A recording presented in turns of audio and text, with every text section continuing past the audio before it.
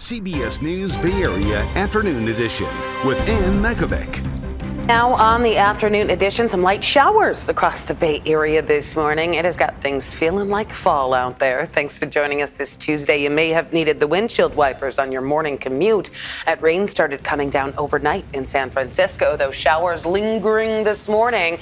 A lot of people waking up to slick roads. You also may notice it's feeling a little humid this afternoon. Let's take a live look around the Bay Area from some of our tower cameras.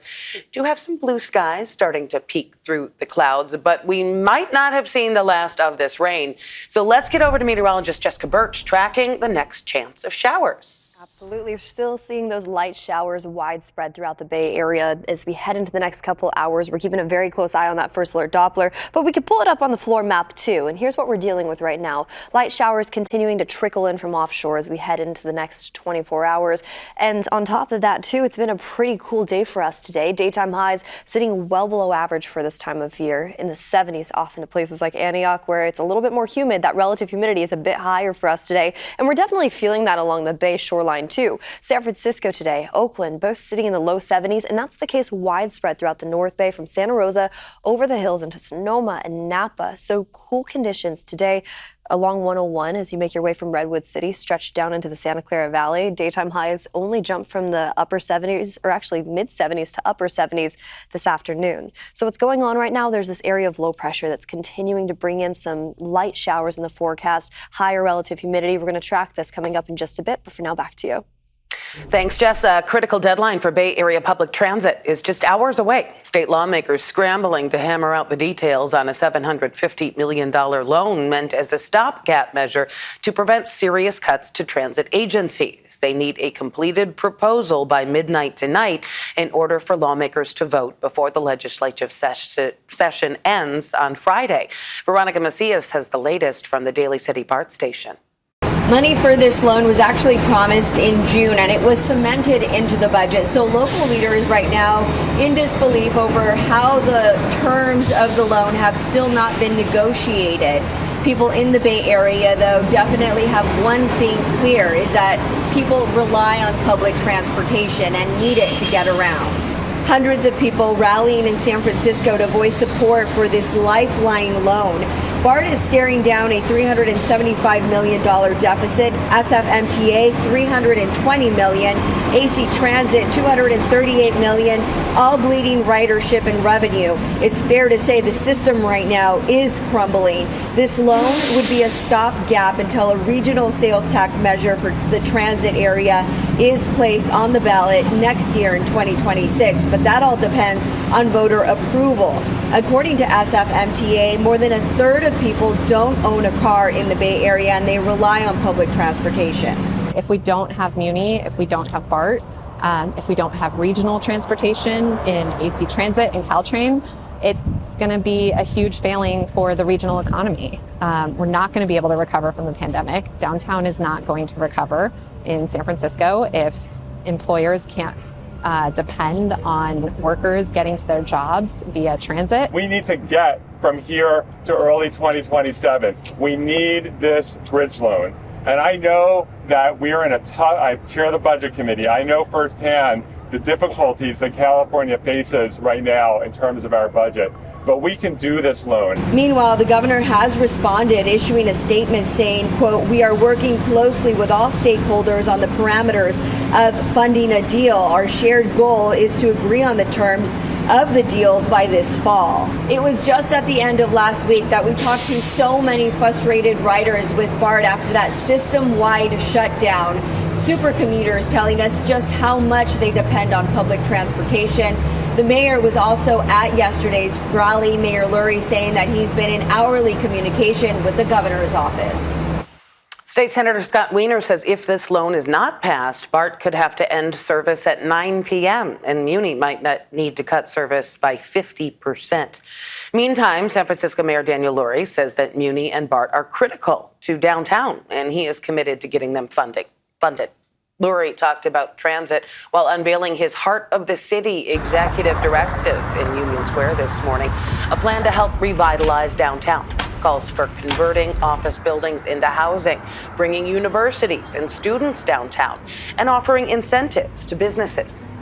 But downtown is the key to our recovery city-wide, because when we do well downtown, we fund Muni, we fund our parks, we fund our first responders, we're able to clean our streets, and that's why we wanted to be right here in the heart of Union Square. The mayor said they are planning changes for Powell Street, the Embarcadero Plaza, and at Stockton and 4th Streets. There's also plans for a new park near the Salesforce Tower. We are learning more about the suspect facing DUI murder charges for a deadly crash that killed 6 people in Napa County. That crash happened Sunday evening when a minivan veered into a tree on Pope Valley Road.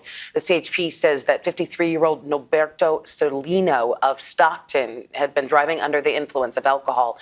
He was one of 2 people that survived. He's going to be booked into the Napa County Jail once he is released from the hospital.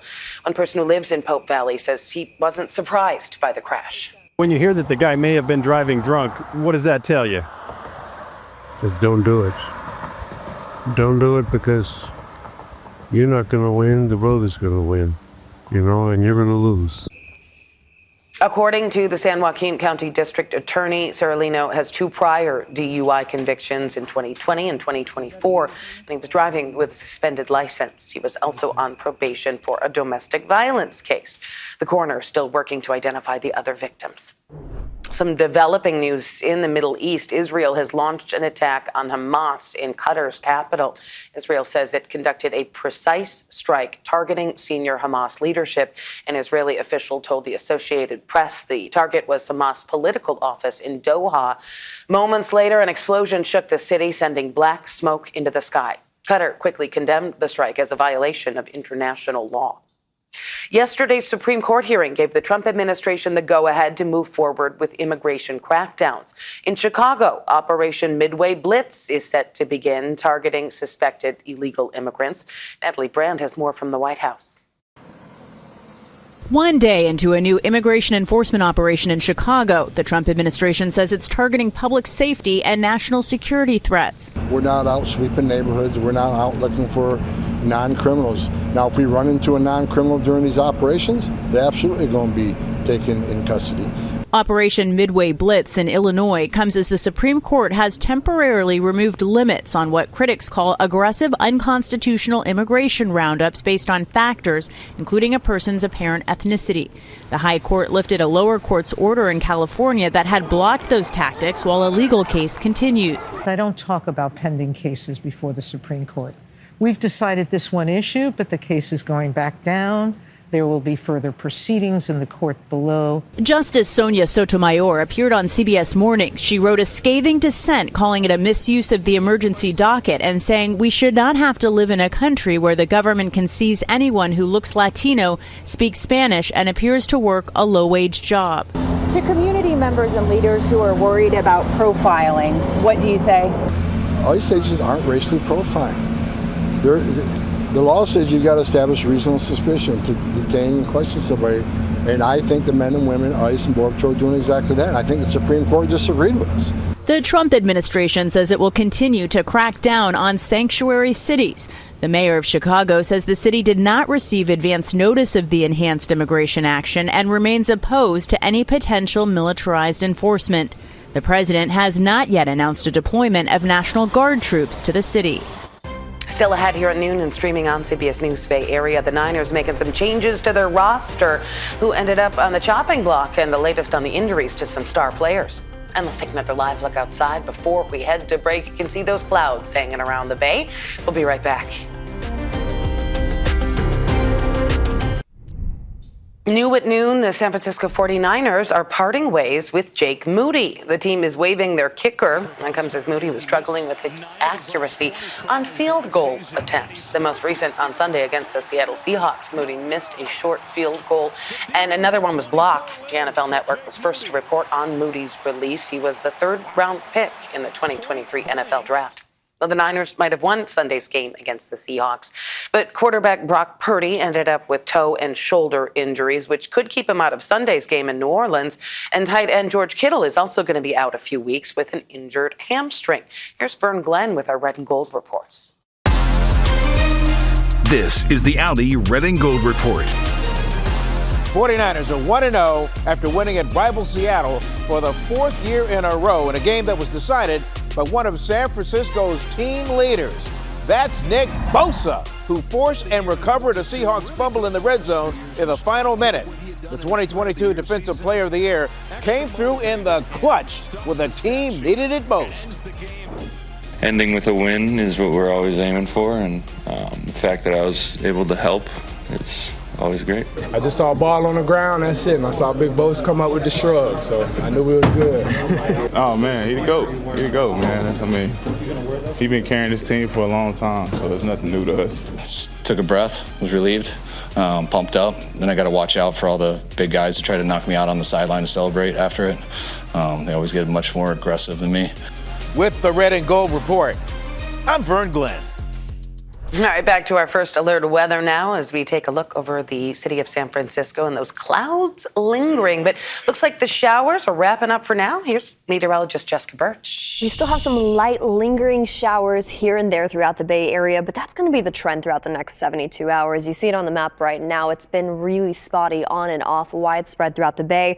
Really what we're all dealing with hand in hand is just those dense clouds that continue to push in from offshore. At the same time, daytime highs this afternoon, they're sitting only in the 60s along the coast. We're seeing 70s off into the North Bay today, 70s off into the East Bay. It's a nice cool day in the Santa Clara Valley with light lingering showers trying their hardest actually to make their way over the mountains down into the Santa Clara Valley. What you see behind me is our live radar, and I want to show you where we're at right now. As we head into the next couple hours, we'll continue to deal with these dense clouds, high relative humidity. It feels humid out there right now all throughout the Bay Area, and we zoom into some of those communities still dealing with just those light showers closer to Saratoga, all the way along the foothills there.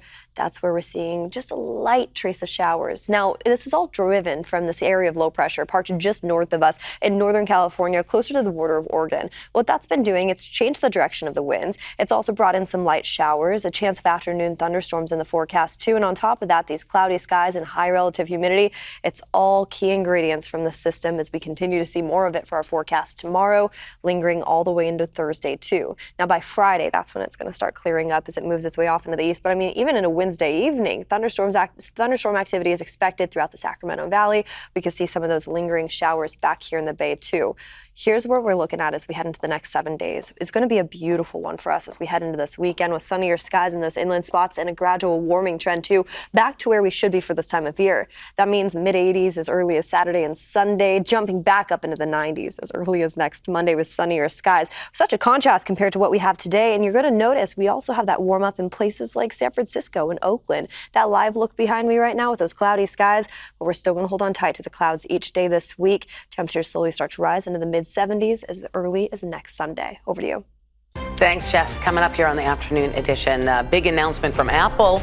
Tech giant unveiling its new iPhone and explains how it's incorporating AI on its new products. Big news from Apple, the tech giant unveiling its new upgrades at an event from its Cupertino headquarters. The focus was on iPhones, AirPods, and an Apple Watch. The company also says it's using AI to translate languages in real time with its AirPod Pro. It also showed off 4 new iPhones, including the iPhone Air, which is thinner and lighter than the other devices. Tesla pushing to expand its ride-hailing service at 3 Bay Area airports. The company is in talks to get permits for pickups and drop-offs. SFO and Oakland Airport have confirmed with us Tesla's interest in securing those permits. We also reached out to San Jose Mineta and have not yet heard back. And we still have a few months before it's Girl Scout cookie season, but we're hearing a new one is going to be added to the lineup, the Explore Moors. It's a chocolate cookie with marshmallow, toasted almond flavored cream. They're going to be available online and in person from local troops. More temptation. Coming up after the break, we're going to show you it's never too late to pursue your dreams when I make my soap opera debut. Going to take you behind the scenes of my cameo next. Well, do you have something that you've always wanted to do and thought maybe it's too late? Well, our series with CBS Mornings challenges that idea. And today, in just a few minutes, I'm making my acting debut on the CBS soap opera, The Bold and the Beautiful. This is how it came to be. People, you have to listen. I've been quite fascinated by drama since I was very young and quite restless growing up in a small town in Wisconsin. The main actress. I took my breath away. As a child, CBS legacy soap operas were part of the daily routine. I'd always been interested in acting, and I considered trying my luck in showbiz. But then, This fire is now 12% contained. I found the right mix of drama, shock, and awe in the real world in a different capacity. I'd always kept my interest in soaps, though, even reporting on them from time to time. I grew up watching Young and the Restless, so. But a few weeks ago, the folks at the iconic CBS soap opera The Bold and the Beautiful called, and I answered. I actually got a part in The Bold and the Beautiful. I was Hollywood bound within minutes of arriving at Television City in Los Angeles. Hi. Oh my God. We run into The Bold and the Beautiful's main heartthrob, Ridge Forrester, played by Torsten Kay. He was very gracious with my entourage, my brother and my mom. How close is your personality to your characters? I have one wife. And we've been together for a long time, and I don't dress like this. Feeling a little bolder, I was off to get beautiful. Oh my gosh. When I dress the actors, that I give them a wild card at the end. But with her, I did wild cards for everything. We picked out 3 different looks, all just outside of my normal comfort zone. CBS San Francisco. The producers had loaned me John McCook's dressing room. He plays Eric Forrester, the granddaddy of the clan. Thank you for letting me borrow your room. It's a great room. When I told him I'm playing a socialite, he was buying it. It's one of the things that I've always said, we don't have enough of the Forrester clientele who are glamorous ladies and successful, wealthy people. We don't have those kinds of characters coming in and out. Here I am. Yeah. Oh my God. I can't believe I'm You guys are in going to this be right here. office. So it's Kelly. My co-actors, the Logan ladies, were all business. Quietly, please. Here we go. Action. Of course, we can't give away too much before the episode airs, but we did catch up with supervising producer Casey Kasperzik after the shoot. I don't think this is the last we've seen of Anne. I think she might be a recurring character. Don't give up hope. It is never too late. So that was that. The new episode of The Bold and the Beautiful is coming up next. So stay tuned. A lot going on in the fictional fashion world of LA. Meantime, that is it for the afternoon edition. Remember, we are streaming 24/7 on the free CBS News app. Just go to Live and then choose Bay Area.